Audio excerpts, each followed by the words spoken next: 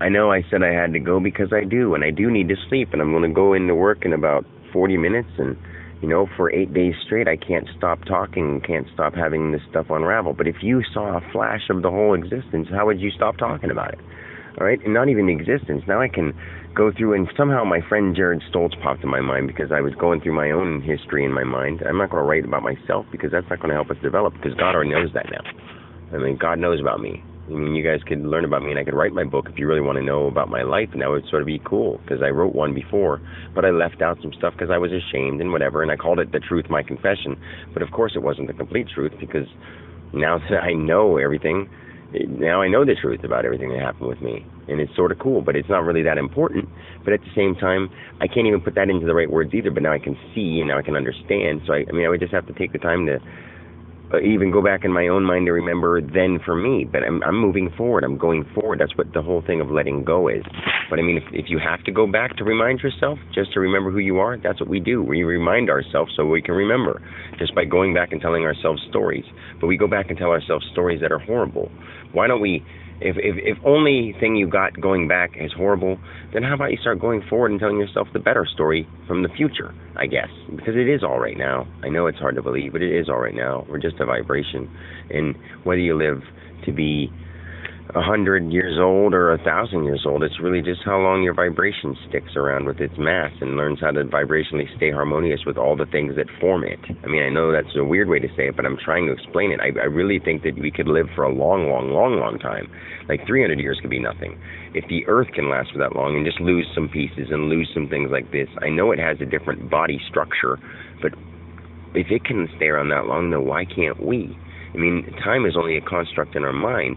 We could be infinite if we learned it right. If we get to 100% brain power, I am believing that that's what it would be. We would be infinite. And we would still be able to recognize you because we have found the human mind to open up our ability to see it with eyes. Say that when we die and we keep our spiritual mind, we can see it with our spiritual eyes, which is our third eye that we use to create our imaginary stuff when our eyes are closed. See, so those two combinations are just the way that we could start formulating the idea of using 100% of our brain power and living to be infinite. Just the stuff that's coming through my mind isn't stuff that I would have thought of as just me, Dan. I mean, I was smart, but I wasn't this smart. But I mean, I just formulated the idea of how we could essentially learn to use our 100% mind power and operate our bodies, like let them operate themselves and do what they need to do on their own that they already do. But if we need to actually focus in on them, like I say, you go over the whole history of time. Say if you're God, you can go over the whole history of time in your mind, look at it and zoom in on like a telescope and feel, and not just look at it through a telescope like we zoom into a drop of pond water. You can zoom into it and see it. Like you can zoom into it with the power of God. You can zoom into it, be it, feel it, be all aspects of it. Sense it, smell it, taste it, and then go back and be, and it could all have been in 1 second at a time, one blip. I know it's hard to believe, but it can happen. And I wonder how much more it can be if I start developing more of my mind. But I was getting scared because once in a while I get scared. When I come back to my personal, everyday life, I get scared because I'm like, people are going to think I'm crazy. And I'm like, but I know I'm not. And I'm just developing myself into a thing that I could never have imagined. And like if somebody thought to themselves, I'm developing into a superhuman, and then they would be like, oh, that's silly, and they would stop. Or else they would keep doing it and just think it was silly and maybe stop. But now if they would start feeling powers and feeling like they can see the future and the past and all that kind of stuff, they would keep going too. And they wouldn't know what to say to people. Maybe they would keep it to themselves because they were already shy. I wasn't shy. I was outgoing. And that's probably another reason why God picked me to speak through, because I'm outgoing. And I've always wanted to talk to the world, and my intention was to save the world. I've talked about saving the world since I was a little kid. This is like my dream come true. True belief. I mean, listen, I believed that since I was a little kid, and it may have taken 38 years, and 3 and 8 are my lucky numbers. And guess what? By the time my 39th birthday had come, it isn't here yet. And I bet you if I added up some mathematical thing, it would somehow equal 3 and 8 with my 38th year and whatever the months were since my birthday. I don't even know, and I could do that someday. And after I listen to this, I might take the time to do it. But I bet you it'll equal 38, maybe 38 minutes, 38 seconds, 38 something, 38 days, 3 months and 8 days, something. It'll be something like that because it was all destiny, and those numbers were pointing me to something. Maybe they were pointing me to when I become God, when I become divine. I don't know. Maybe those are all signs. Maybe you can put your own little pieces together and tell your own story, and then find out for yourself.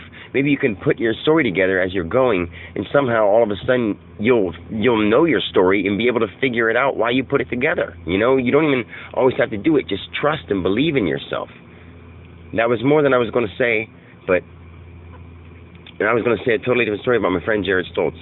I just decided in my mind that I would never encourage anyone to do this, but Jared Stoltz drank antifreeze one time and tried to kill himself, but he's still alive. Because the doctors pumped his stomach and all that stuff, and yeah. I don't know the whole story, Jared, and I'm sorry if I get it wrong, but I want to use you as an example, because you're God too, man, and I want you to actually look inside yourself and know that. Do you know that other people would have drank antifreeze and would have died? And it wouldn't have been because the doctors didn't know how to save him. It wasn't because the doctors didn't pump his stomach right. It could have been all those elements in our version of frequencies, because that's what it showed up as. But it would have been because of just the combination of your beliefs was either that someone would be there for you, someone would save you, maybe you had something in the back of your subconscious mind about a doctor show or something since you were a little kid, or the medical symbol of a red plus, or something was in your mind and allowed you as a frequency to stay there. And you know what? I just saw like 5 shooting stars. 5. No joke. In a row. I used to think it was so amazing to see shooting stars, and me and Cindy used to be like, shooting stars, we see so many of them together. It was because I control them, and I'm afraid to, I don't want to start controlling them and scaring people, but I just made a star shoot with my mind. I'm not going to film that because that's ridiculous, and I don't have a camera that can show it, but I just made a falling star happen, and this sort of just blew my mind. I looked out, I saw 5 of them, I swear, and I looked out, I wonder if because I made them, and it's me, Dan, just being myself, not getting overly emotional, but I said I can make them shoot, and because I'm not overly emotional now, I'm looking for one to do it, it's not doing it again, and if I'm like, do it, then the God in me goes, nope, you still haven't figured it all out yet, that's not how it works. It's like, because I believed it, it happened without me saying, do it, because I didn't believe it enough when I said, do it, right now, that it didn't happen. But when I looked and I saw 5 happen, I looked out and I was like, because I made it happen. It went boop, and it did it right then. I swear to God. It might be the vision of my eyes, but it's our frequencies that do this. It might have been, I don't know what it is, but this is how it all works. We're all just invisible stuff walking around with masks on. Our cells are a billion masks on bones that are masks of frequencies. We're masses upon masses of frequencies. And that's just one way to say it. There's a million ways to say it. And I'll keep saying it. I love you guys, and I am now taking a nap. Goodbye for now. Talk to you soon. I'm super tired.